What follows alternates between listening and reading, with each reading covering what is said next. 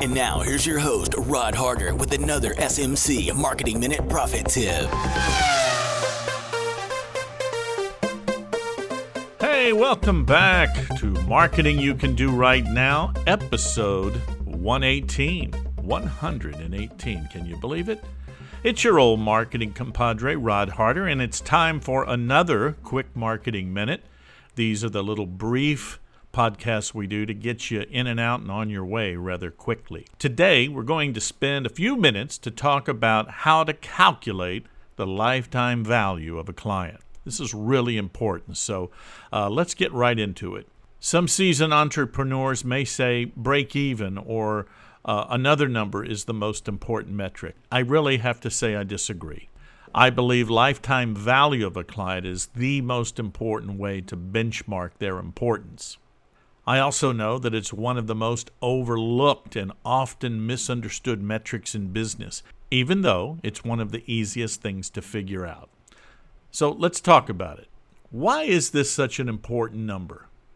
Well, it's like an x-ray to a doctor. The lifetime value of a customer tells you a great deal. There are several reasons why it's a good idea to know this formula, mainly because it will give you an idea of how much repeat business that you can expect from an average client.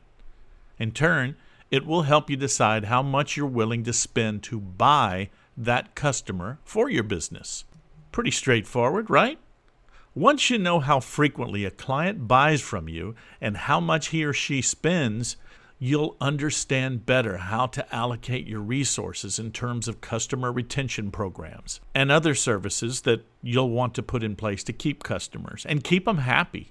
The simplest way to estimate the lifetime value of a client is to plug in your actual estimated numbers into the following equation. Now, we'll start with the average value of a sale times the number of repeat transactions. Now, this is going to change from one business to the next. First, we'll start with the average value of a sale times the number of repeat transactions times the average retention time in terms of months or years for a typical client. An easy example of this would be the lifetime value of, say, a gym membership. Let's say that a person spends $20 a month and stays with you for 3 years.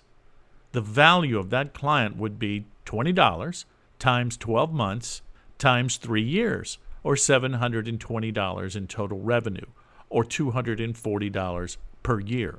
This hypothetical example is why many gyms offer a free starter membership to help attract a prospective member. It comes down to traffic flow. Gym owners know as long as they spend less than $240 to acquire a new member, the customer will prove profitable in a short period of time. Now, let's stop here for a second. Here's where many businesses drop the ball. They try to spend as little advertising dollar as they can.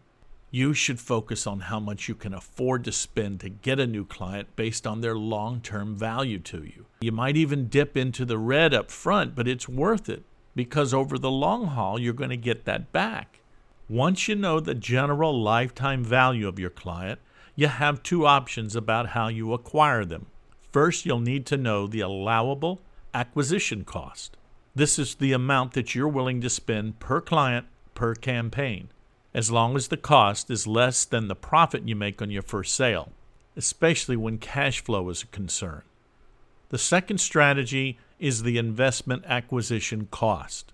This is the cost that you're willing to spend per customer, knowing that you're going to take a loss on an initial or subsequent purchase. But you have the cash flow and other resources to absorb the initial marketing investment for this longer-term strategy. In our gym example, if you can advertise to get your free initial membership for less than $240, you can afford to expand your marketing campaign because each new member will provide you with a return on your efforts. This formula becomes even more important if you sell an expensive product or service. For example, let's say you're a financial planner and the lifetime value of a client could be worth tens of thousands of dollars over the lifetime. I threw a lot of numbers at you today. Even though this was a short podcast, you might want to go back and listen to this a couple of times. Truth is, the numbers don't lie. Make them work for you, and if they don't add up, don't do it.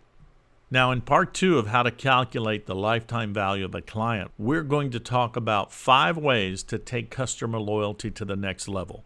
You get these client acquisition formulas down, and we're going to see you at the top. Talk to you soon. Bye-bye.